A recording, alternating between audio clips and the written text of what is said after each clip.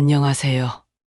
제 이야기를 들어주셔서 감사합니다. 저는 올해 68세의 평범한 할머니입니다. 제 인생의 가장 큰 변화와 도전에 대해 말씀드리고 싶어요. 몇 년 전 남편을 잃고 혼자 살게 되면서 외로움이 제 일상이 되었어요. 40년 넘게 함께한 사람이 갑자기 사라지니 마치 제 삶의 절반을 잃은 것만 같았죠. 처음에는 매일 눈물로 밤을 지새웠어요. 아침에 일어나면 습관처럼 남편을 찾다가 현실을 마주하면 또다시 가슴이 무너졌죠. 남편과의 추억이 가득한 집 안 곳곳을 정리하는 것도 힘들었어요. 옷장을 열 때마다 남편의 옷에서 나는 익숙한 향기에 눈물이 났고, 식탁에 앉을 때마다 마주 보고 앉아있던 남편의 모습이 떠올랐죠. 텔레비전을 볼 때도 남편이 좋아하던 프로그램이 나오면 자동으로 채널을 돌리던 손길이 멈칫하곤 했어요. 시간이 지나면서 슬픔은 조금씩 수그러들었지만 그 자리를 채운 건 깊은 공허함이었어요. 집 안 곳곳에 남아있는 남편의 흔적들이 더 이상 위로가 되지 않고 오히려 아픔만 되살리는 것 같았죠. 텅 빈 집에서 혼자 밥을 먹고 혼자 TV를 보고 혼자 잠들었어요. 그렇게 하루하루가 무의미하게 흘러갔습니다. 특히 밤이 되면 더욱 외로웠어요. 잠들기 전 남편과 나누던 소소한 대화, 서로의 체온을 느끼며 잠들던 그 시간들이 너무나 그리웠죠. 가끔은 밤중에 깨어나 옆자리를 더듬다가 현실을 깨닫고 한참을 울기도 했어요. 아들은 자주 찾아왔지만 그의 바쁜 삶을 보며 저 때문에 부담이 되는 건 아닌지 걱정되더라고요. 아들은 회사 일로 바빴고 며느리는 임신 중이었어요. 그들의 행복한 모습을 보면 한편으로는 기쁘면서도 다른 한편으로는 제가 그들의 삶의 짐이 되는 건 아닌지 불안했죠. 아들이 찾아올 때마다 엄마, 밥은 잘 챙겨 드세요. 약은 제때 드시고 계시죠? 라고 물을 때면 마음이 아팠어요. 제가 스스로를 돌볼 수 없는 노인이 되어가고 있다는 생각에 서글퍼졌죠. 하지만 동시에 아들에게 걱정을 끼치고 싶지 않아.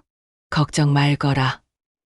엄마 혼자서도 잘 지내고 있어. 라고 애써 웃으며 말했어요. 어느 날 아들이 실버타운으로의 이주를 제안했을 때 솔직히 말해 마음이 복잡했어요. 엄마, 거기가 훨씬 안전하고 편할 거예요. 같은 또래 분들도 많고, 의료 서비스도 좋대요. 아들의 말에 일리가 있다는 걸 알면서도 처음엔 버림받는 것 같아 거절했어요. 난 아직 혼자 살 수 있어. 걱정하지 마. 라고 말했지만 사실 저 자신도 확신이 없었죠. 실버타운. 그 말을 들었을 때 제 마음속에는 복잡한 감정들이 교차했어요. 한편으로는 새로운 환경에서 새 출발을 할 수 있다는 기대감도 있었지만 다른 한편으로는 내가 정말 그런 곳에 가야 할 만큼 늙었나 하는 두려움도 있었죠.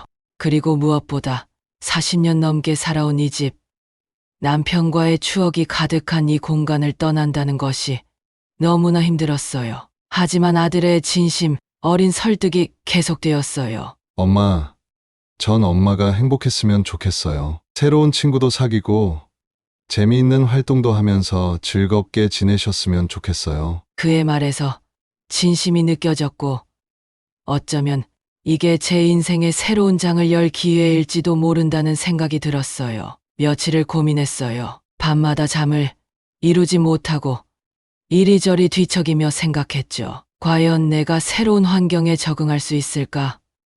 다른 사람들과 잘 어울릴 수 있을까? 정말 이게 나를 위한 최선의 선택일까? 이런 질문들이 계속해서 머릿속을 맴돌았어요. 그러다 문득 남편이 살아있었다면 뭐라고 했을지 생각해 보았어요. 아마도 그는 여보, 새로운 도전을 해봐요. 당신은 충분히 해낼 수 있어요. 라고 말했을 것 같았어요. 그 생각을 하니 갑자기 용기가 생기더라고요. 결국 실버타운으로 가기로 결심했어요. 아들에게 전화를 걸어 그래, 한번 가보자꾸나 라고 말했을 때 아들의 목소리에서 안도감이 느껴졌어요. 그 순간 저도 모르게 눈물이 났지만 이번에는 슬픔의 눈물이 아니라 새로운 시작에 대한 기대와 설렘의 눈물이었죠. 실버타운에 처음 왔을 때는 모든 게 낯설고 어색했어요. 40년 넘게 살던 집을 떠나 새로운 환경에 적응하는 게 쉽지 않았죠. 방은 깨끗하고 아늑했지만 처음에는 그저 차갑고 낯선 공간으로만 느껴졌어요. 밤에는 익숙한 소리와 냄새가 없어 잠을 이루기 어려웠고 아침에 일어나면 잠시 어디에 있는지 혼란스러웠죠. 첫날 밤 새 방에 누워 천장을 바라보며 울었어요. 남편과 함께 살던 집, 아들을 키우며 보냈던 그 공간을 떠나온 것이 너무나 아쉽고 서글펐죠. 내가 과연 잘한 선택을 한 걸까? 하는 의문이 계속 들었어요. 다음 날 아침, 식당에 가서 아침을 먹으려는데 주변의 시선이 너무 부담스러웠어요. 모두가 저를 쳐다보는 것 같았죠. 누군가 말을 걸어올까봐 겁이 나서 서둘러 식사를 마치고 방으로 돌아왔어요. 방 안에 틀어박혀 있으니 더욱 외롭고 무력해지는 것 같았어요. 하지만 시간이 지나면서 조금씩 적응해 갔어요. 실버타운에서 제공하는 다양한 프로그램들이 큰 도움이 되었죠. 아침 요가 수업에 참여하기 시작했는데 처음에는 몸이 뻣뻣해서 힘들었지만 점점 몸이 유연해지는 걸 느낄 수 있었어요. 요가를 하면서 만난 동갑내기 친구와 이야기를 나누다 보니 마음도 조금씩 열리기 시작했죠. 그러던 중 친구 한 명이 생겼어요. 그 친구도 저처럼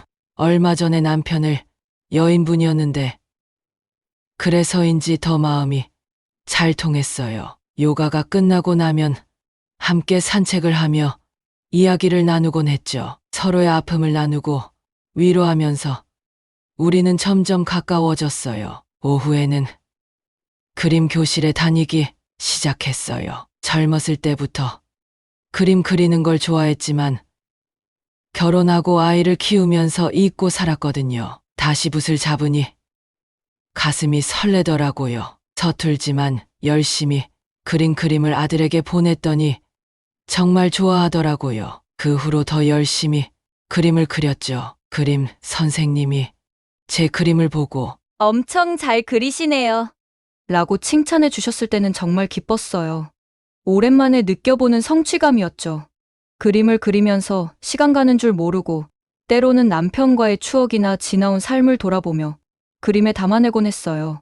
그림은 제게 일종의 치유의 도구가 되었어요. 새로운 친구들도 사귀게 되었어요. 같은 처지에 있는 사람들이다 보니 서로를 이해하고 위로하는 데 큰 힘이 되었죠.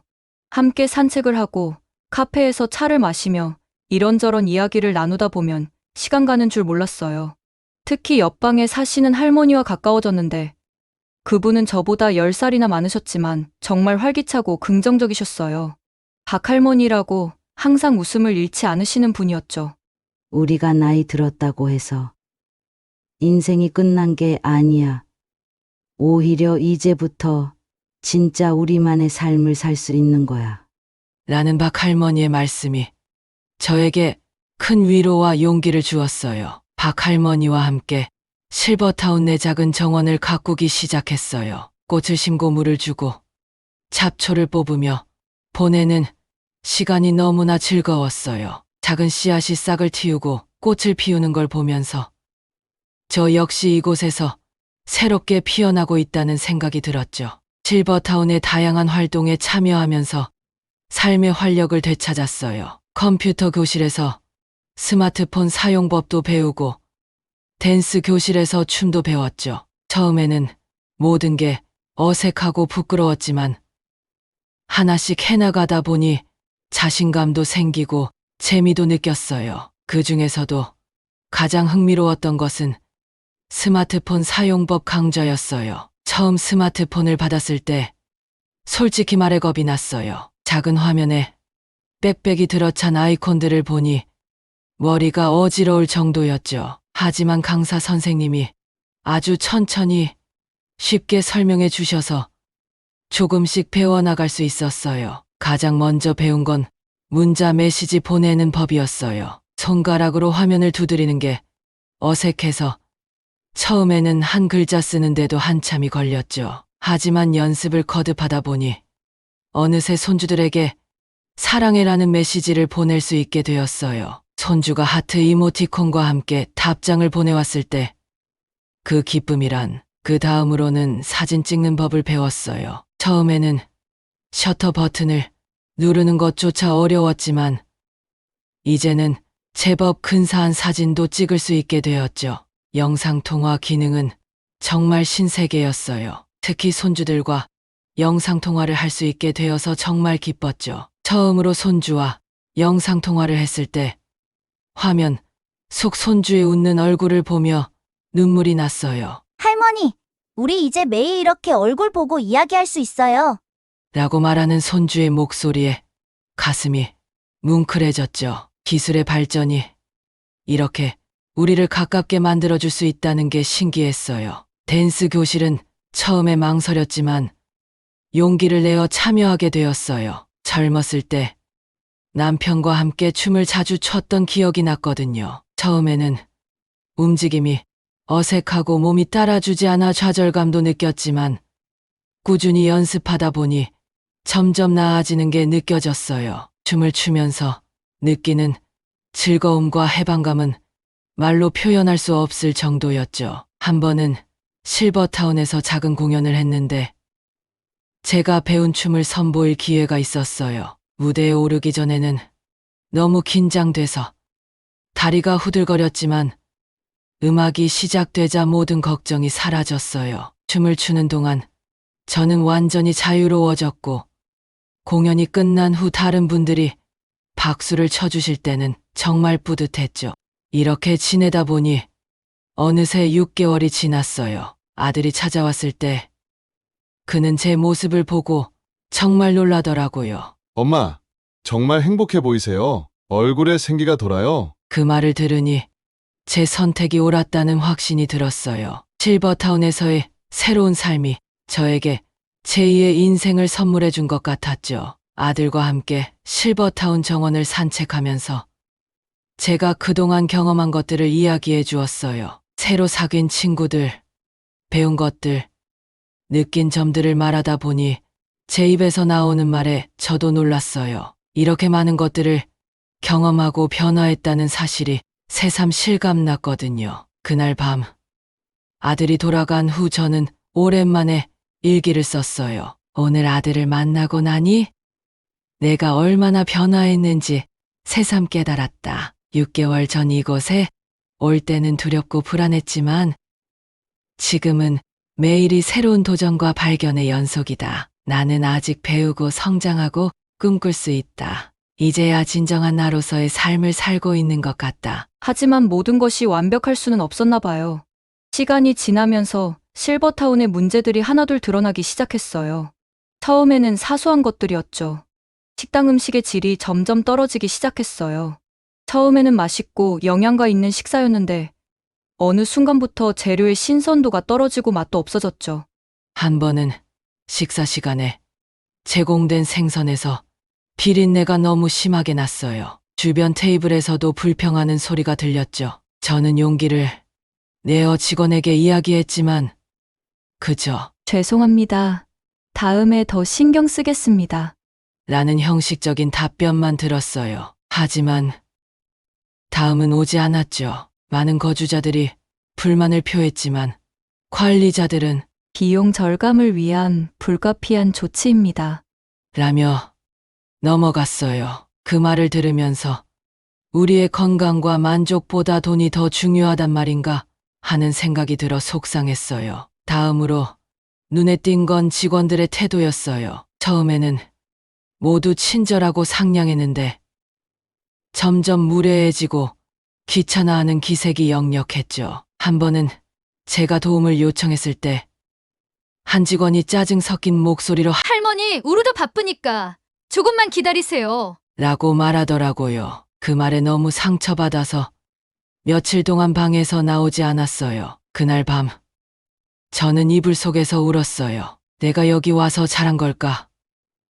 집에 있었다면 이런 대우를 받지는 않았을 텐데 하는 생각이 들었죠. 하지만 동시에 이대로 가만히 있어서는 안 돼. 우리의 권리를 지켜야 해. 라는 생각도 들었어요. 하지만 가장 큰 문제는 의료 서비스였어요. 실버타운을 선택할 때 가장 중요하게 생각했던 부분인데 현실은 기대와 달랐죠. 의사 선생님들의 방문 횟수가 줄어들고 간호사들은 항상 바쁘다며 제대로 된 케어를 해주지 않았어요. 약 처방에도 실수가 잦았고 응급 상황에 대한 대비도 미흡해 보였죠. 한 번은 제가 밤중에 갑자기 가슴 통증을 느껴 도움을 요청했는데 간호사가 오는 데만 30분이나 걸렸어요. 그때 정말 무서웠어요. 내가 여기서 아무도 모르게 죽는 건 아닐까 하는 생각이 들었죠. 다행히 큰 문제는 아니었지만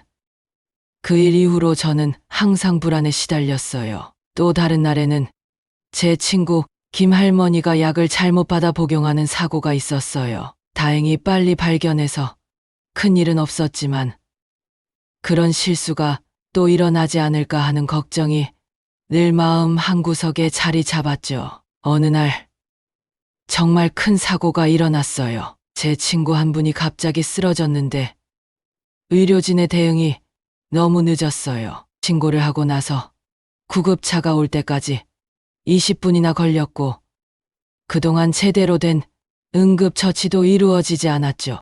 그 순간을 잊을 수가 없어요. 친구가 바닥에 쓰러져 있는데 주변 사람들은 어쩔 줄 몰라 하고 의료진은 오지 않고 저는 그저 친구의 손을 잡고 괜찮아질 거야.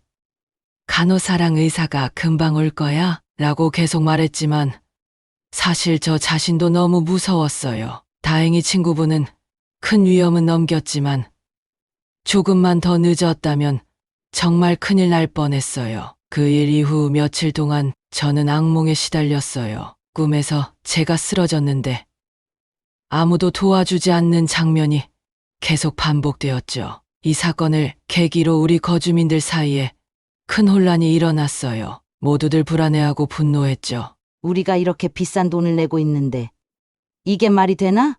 우리 안전은 대체 누가 책임져? 이러다 정말 큰 사고 나겠어.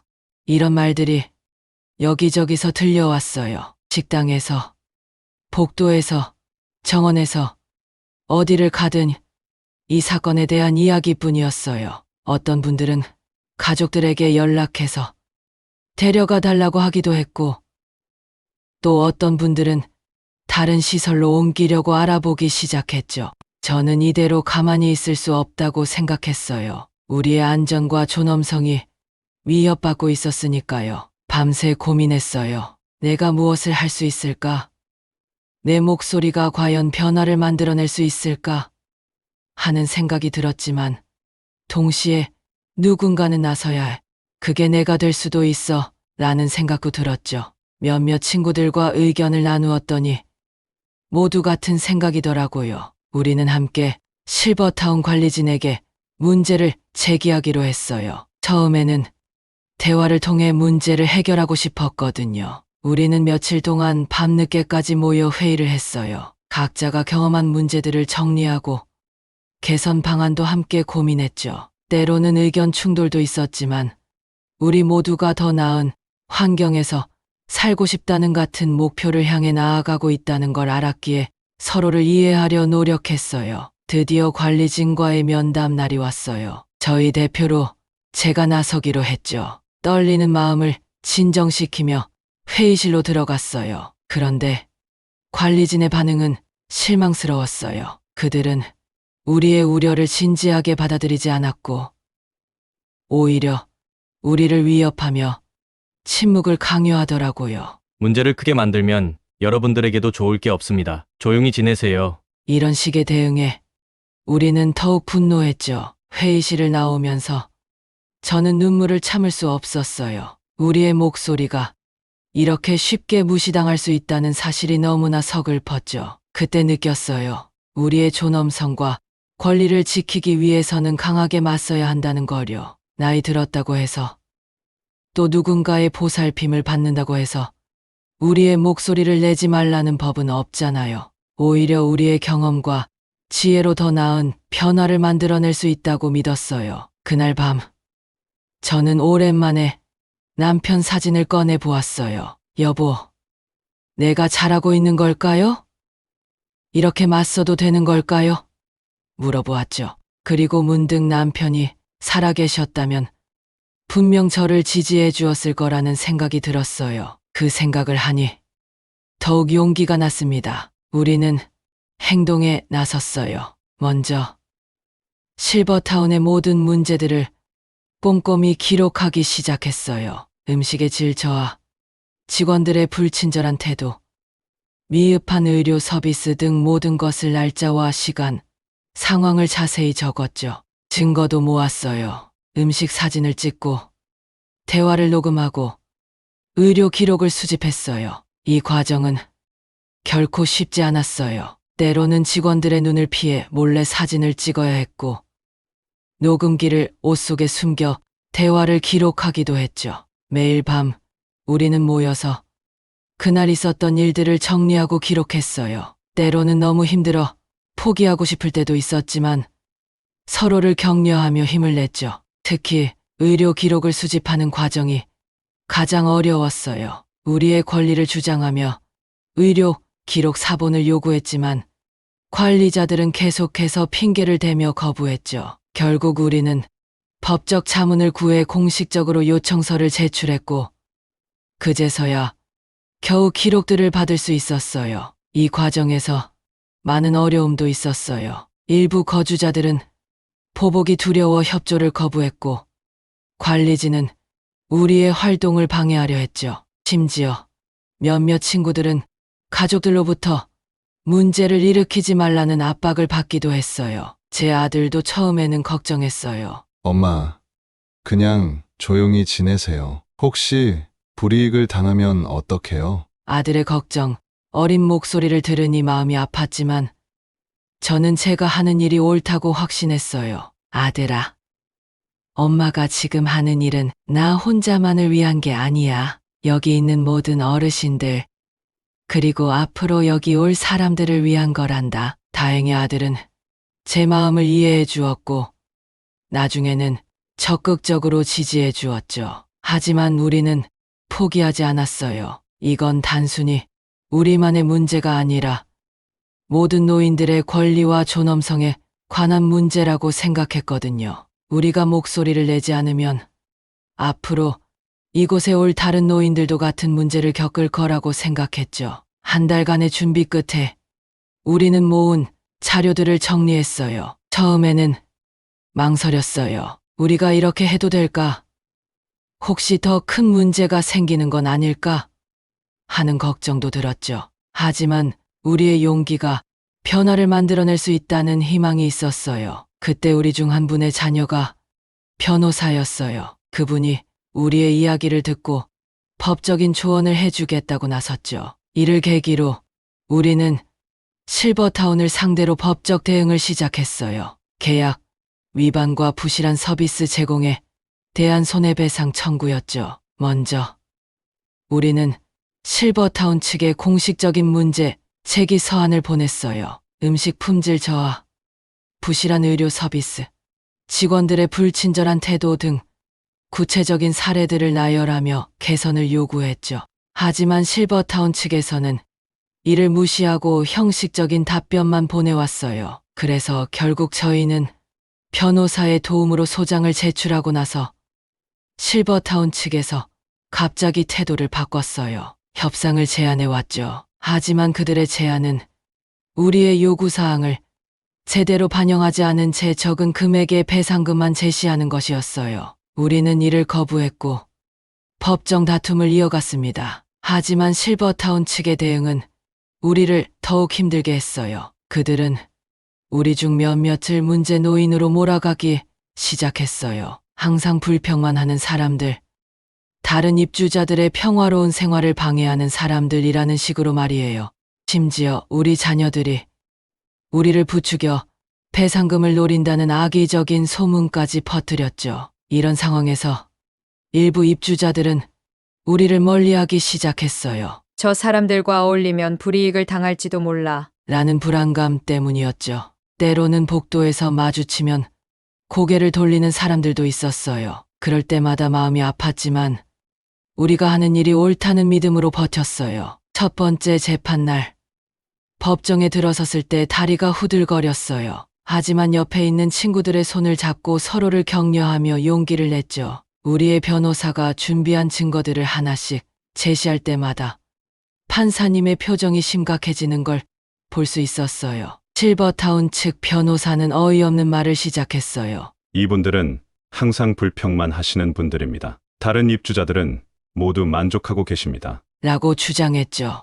하지만 우리는 다른 입주자들의 증언과 서명을 확보해 두었고 이를 통해 문제가 우리만의 것이 아님을 입증할 수 있었어요. 재판은 몇 달에 걸쳐 진행되었어요. 그 과정에서 실버타운 측은 여러 가지 방해 전략을 썼어요. 증인들에게 압력을 가하기도 하고 증거를 은폐하려 하기도 했죠. 하지만 우리는 굴하지 않고 끝까지 싸웠어요. 특히 기억에 남는 건 제가 증인석에 섰을 때예요. 떨리는 목소리로 시작했지만 우리가 겪은 일들을 하나하나 이야기하다 보니 어느새 목소리에 힘이 들어가더라고요. 판사님께서 주의 깊게 들어주시는 걸 보며 우리의 목소리가 드디어 전해지고 있구나 하는 생각에 눈물이 났어요. 이 과정은 결코 쉽지 않았어요. 법적 공방이 오가면서 스트레스도 많이 받았죠.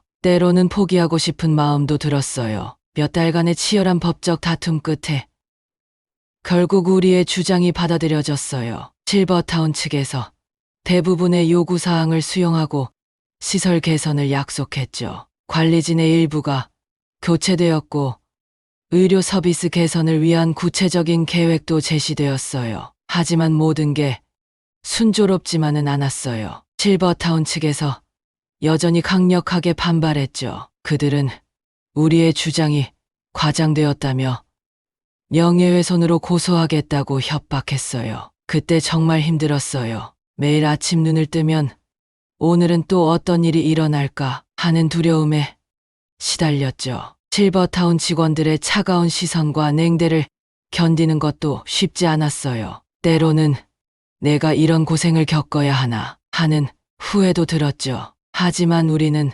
서로를 격려하며 힘을 냈어요. 우리가 하는 일이 옳다는 걸 알잖아요. 포기하지 말아요. 이렇게 서로 다독이며 힘을 냈죠. 특히 박 할머니의 존재가 큰 힘이 되었어요. 그분은 항상 우리가 지금 겪는 어려움은 미래 세대를 위한 거예요. 우리의 투쟁이 앞으로 이곳에 올 모든 노인들의 삶을 더 나아지게 할 거예요. 라고 말씀하셨죠. 그 말을 들을 때마다 우리의 투쟁이 단순히 개인적인 불만 해소가 아닌 더 큰 의미를 가진 일이라는 걸 다시 한번 깨달았어요. 이 과정을 겪으면서 저는 많은 것을 깨달았어요. 나이가 들었다고 해서 우리의 권리를 포기할 필요가 없다는 것, 우리의 목소리가 사회를 변화시킬 수 있다는 것, 그리고 함께하면 어떤 어려움도 극복할 수 있다는 것을 말이에요. 특히 우리 세대가 젊은 세대와 함께 더 나은 사회를 만들어갈 수 있다는 걸 깨달았어요. 이 사건을 통해 많은 젊은이들이 노인 문제에 관심을 갖게 되었고 우리의 투쟁을 지지해 주었죠. 그들의 지지를 받으며 세대 간 이해와 연대의 중요성을 새삼 느꼈어요. 또한 이 경험을 통해 저 자신의 힘을 다시 한번 확인할 수 있었어요. 나이가 들었다고 해서 무기력하거나 무가치한 존재가 아니라는 것. 오히려 우리의 경험과 지혜가 사회를 변화시키는 큰 힘이 될 수 있다는 것을 말이에요. 이제 저는 더 이상 나이 들었다는 이유로 주저하지 않아요. 오히려 제 나이와 경험이 자랑스러워요. 그리고 앞으로도 계속해서 우리 사회의 발전을 위해 목소리를 낼 거예요. 우리 모두가 존중받고 행복한 노년을 보낼 수 있는 그날까지 말이에요. 법적 다툼이 끝난 후 저와 특히 가깝게 지냈던 박 할머니는 실버타운을 떠나기로 결정했어요. 승소했음에도 불구하고 그곳에 계속 머물기에는 너무나 많은 상처와 아픈 기억이 남아 있었거든요. 우리는 함께 싸웠고 서로를 의지하며 힘든 시간을 견뎌냈기에 앞으로도 가까이 지내고 싶었어요. 떠나기로 한 날, 아침 일찍 일어나 창밖을 바라보았어요. 짧다면 짧고 길다면 긴 시간 동안 바라봤던 풍경인데 이제 마지막이라고 생각하니 가슴이 먹먹해지더라고요. 짐을 싸면서 이곳에서의 추억들이 하나둘 떠올랐어요. 처음 왔을 때의 설렘, 새로운 친구들과 나눴던 대화들, 그리고 우리의 권리를 위해 함께 싸웠던 시간들. 친구들과 마지막으로 모였을 때는 다들 눈시울이 붉어졌어요. 힘들었던 시간도 있었지만 함께 이겨냈기에 더 끈끈해진 우정이었죠. 우리가 해냈어요. 앞으로도 연락하면서 지내요 라며 서로를 껴안았어요. 실버타운을 나서는 순간 묘한 감정이 밀려왔어요. 후회와 아쉬움, 그리고 동시에 새로운 시작에 대한 기대감이 뒤섞였죠. 뒤돌아보니 몇몇 직원들이 우리를 배웅하고 있더라고요. 그들의 표정에서 미안함과 존경심을 동시에 읽을 수 있었어요. 아들이 차로 우리를 데리러 왔어요. 차에 오르면서 마지막으로 실버타운 건물을 바라봤죠. 여기서의 경험이 헛되지 않았구나라는 생각이 들었어요. 우리의 투쟁으로 이곳이 조금은 더 나은 곳이 되었을 거라고 믿었거든요. 차가 움직이기 시작하자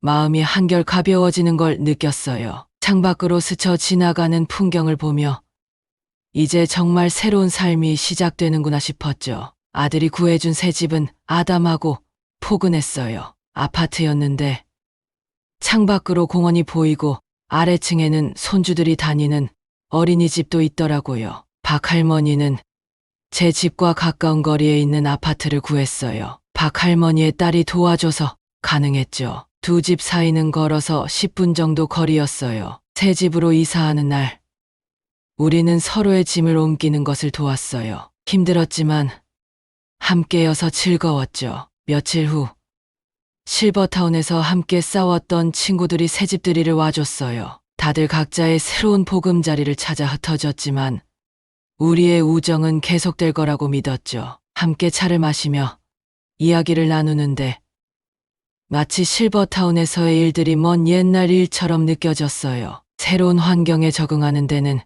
시간이 좀 걸렸어요. 하지만 매일 아침 공원을 산책하고 손주들과 더 자주 만나게 되면서 점점 이곳이 제 집이라는 느낌이 들기 시작했어요. 특히 저녁에 발코니에 앉아 노을을 바라보는 시간이 좋았어요. 그때마다 이제야 진정한 평화를 찾았구나 하는 생각이 들었죠. 특히 기억에 남는 건 우리가 함께 요리를 하기 시작한 거예요. 박 할머니는 김치찌개를 정말 맛있게 만들었고 저는 떡볶이를 잘 만들었거든요. 일주일에 한 번씩 서로의 집에서 번갈아 가며 요리를 해서 식사를 함께 했어요. 그럴 때마다 실버타운에서의 힘들었던 기억들이 조금씩 옅어져 가는 것 같았어요. 실버타운을 나온 후 저는 제 경험을 바탕으로 노인 권리 옹호 활동을 시작했어요. 지역 노인복지관에서 강연도 하고 비슷한 경험을 한 다른 노인분들의 상담도 해드리고 있어요. 힘들었던 경험이 이제는 다른 분들을 돕는 밑거름이 되었다는 게 참 감사해요. 가끔 실버타운 시절을 떠올릴 때면 그때의 고통과 함께 우리가 이뤄낸 변화에 대한 자부심도 느껴요. 그리고 그 경험이 지금의 우리를 만들어 주었다는 걸 깨닫게 돼요. 실버타운을 떠나온 건 끝이 아니라 새로운 시작이었던 거예요. 박 할머니와 저는 이제 서로의 가장 친한 친구이자 가족 같은 존재가 되었어요. 우리는 함께 노인 권리 옹호 활동을 시작했어요. 지역 노인복지관에서 강연도 하고 비슷한 경험을 한 다른 노인분들의 상담도 해드리고 있어요. 힘들었던 경험이 이제는 다른 분들을 돕는 밑거름이 되었다는 게 참 감사해요. 이제는 매일 아침 일어날 때마다 오늘 하루를 어떻게 의미 있게 보낼지 생각해요. 나이가 들었다고 해서 삶이 끝난 게 아니라 오히려 더 풍성하고 의미 있는 삶을 살 수 있다는 걸 깨달았거든요. 실버타운에서의 경험은 힘들었지만 그것이 우리를 더 강하고 현명하게 만들어 주었고, 무엇보다 박할머니라는 소중한 인연을 만들어 주었다고 믿어요.